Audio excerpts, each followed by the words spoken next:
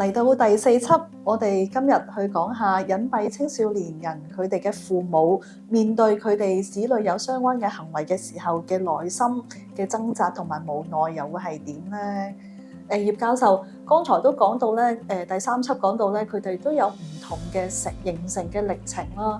咁同佢同住嘅家人父母咧，面對緊呢啲嘅情況咧，我心感受到真係一件好難受嘅事情，唔知點樣去幫佢哋，同埋作為家長面對呢啲事情嘅時候，佢哋係點樣嘅咧？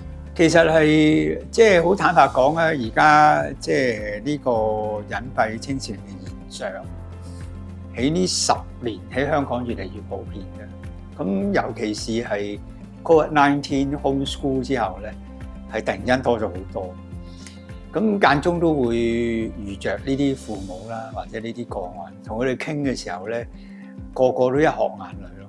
咁我諗有幾種嘅形態係經常會有嘅。咁第一就即係我哋唔好講佢內心啲矛盾先啦。其實個個父母都要揾食噶嘛。係嚇。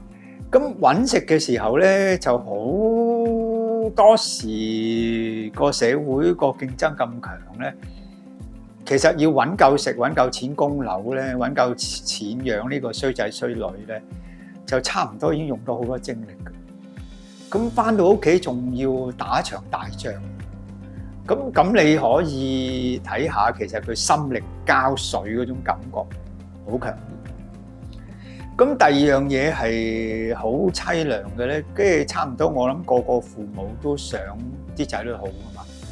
咁啊，人生好得意嘅喎！如果你有任何個人話俾 Jessie 聽，Jessie，你個手下叻過你，咁你條氣講唔順嘅咩叻過我啫，嘥氣啦咁。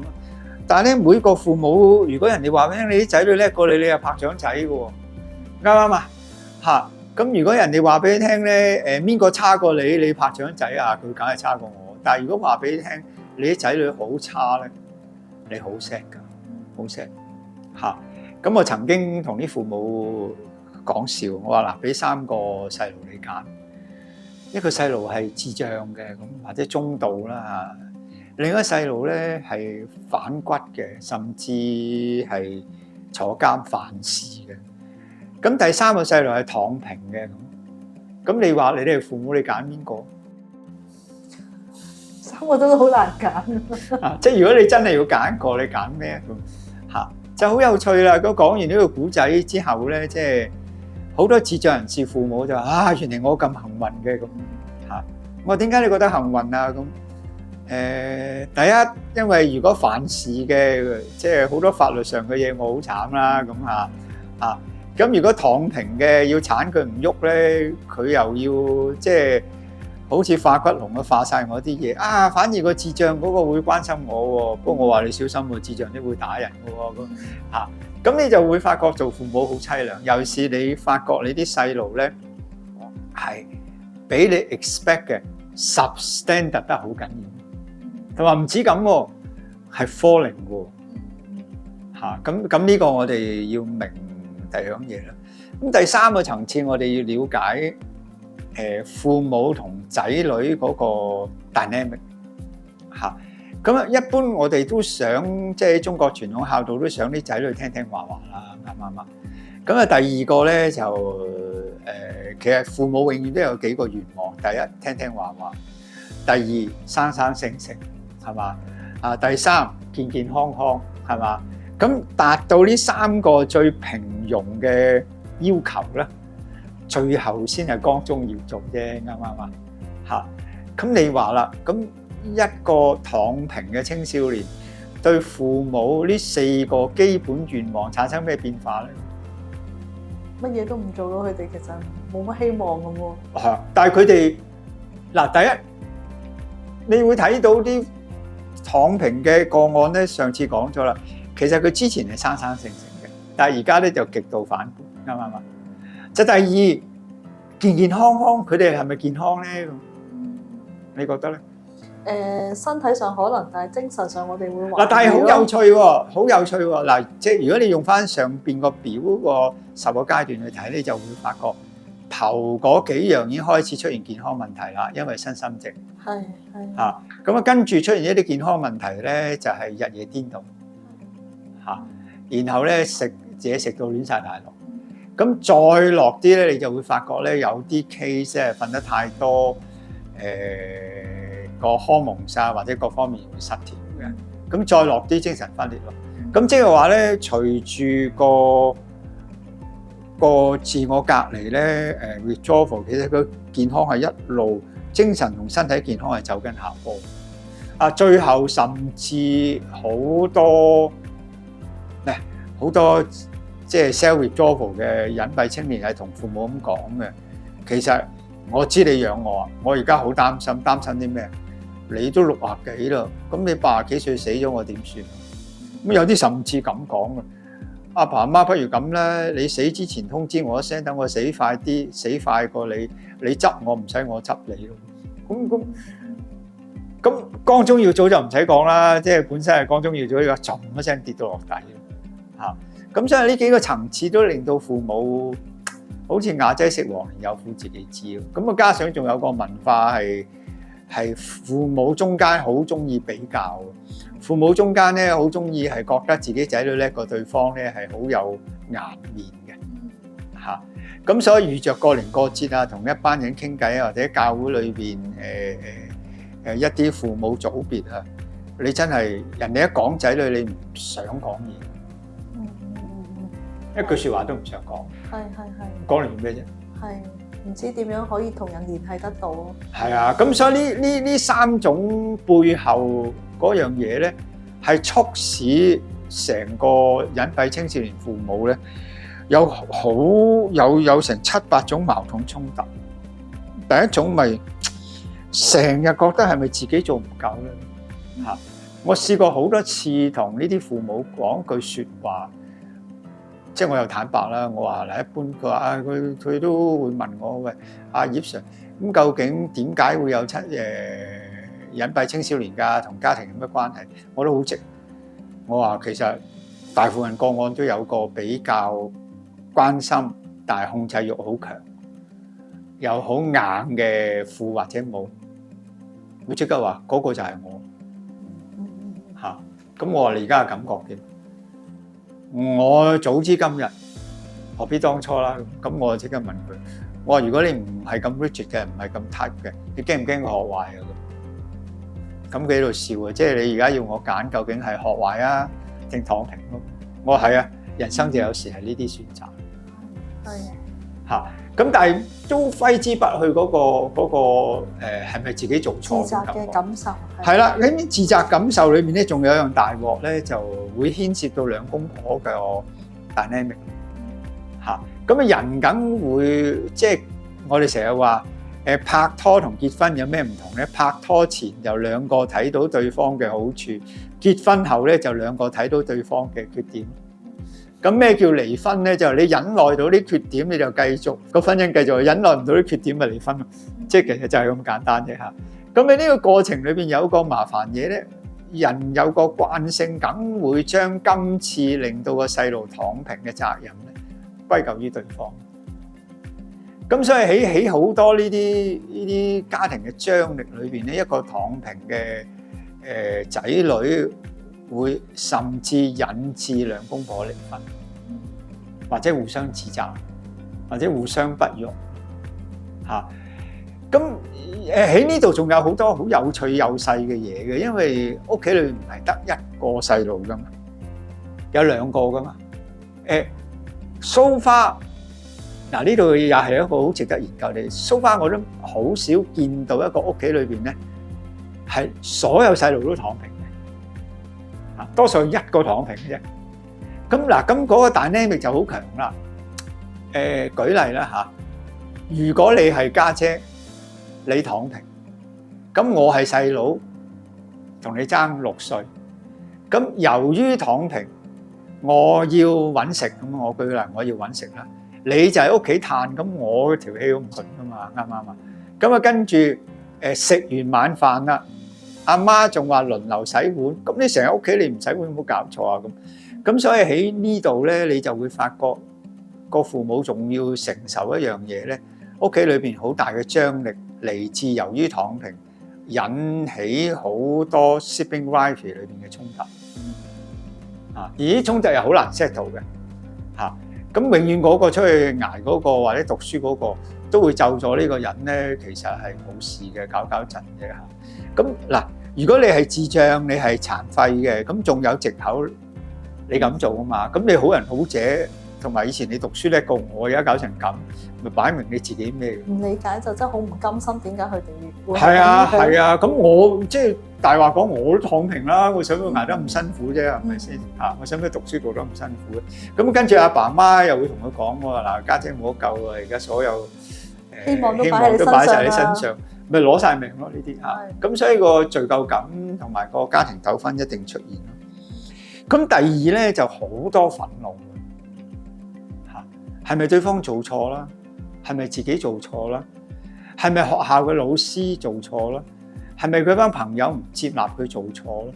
嚇，咁嗰啲而嗰啲憤怒咧又好壓抑嘅喎，間中爆出嚟同個細路乒乓撞一輪。咁有時我試過有啲 case 咧，係父母因為見佢唔瞓覺啊嘛，夜晚搞咧就識咗個大仔，佢走去開翻，咁結果個父母嬲到嗰晚連個大仔都打爛。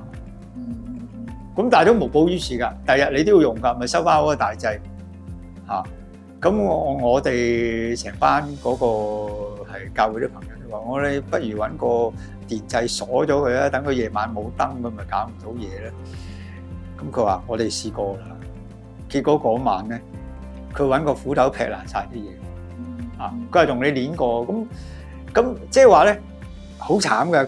你對住佢同你對抗。咁你有憤怒啊嘛？咁個憤怒去到某個層次係忍唔到噶嘛，因為日頭又攰啦。咁咪同佢對抗咯。對抗嘅時候咧，佢又瞓得夠，又大把時間，啱啊嘛。咁佢想做咩破壞，你都搞佢唔掂㗎。咁最後係去到一個地步咧，即係大家角力角到咁上下嘅時候咧，你 surrender。你 surrender 嘅時候咪由佢。放棄咯，放棄咯。咁通常呢啲憤怒積存㗎。咁慢慢亦都由於個社會好多人係同你啲仔女做比較，咁嗰度又收埋啲 anger。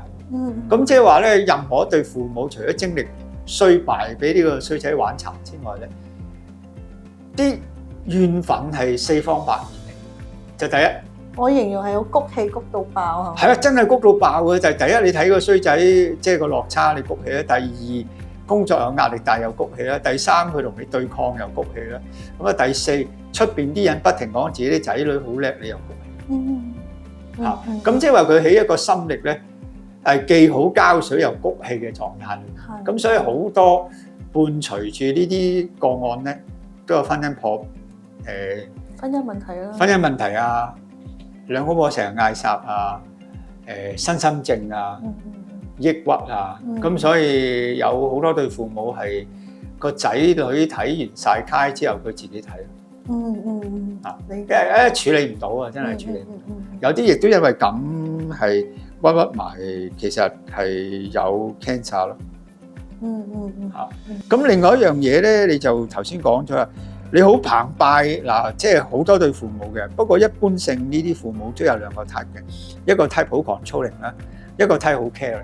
一個梯好追住佢，一個梯咧好疏離嚇。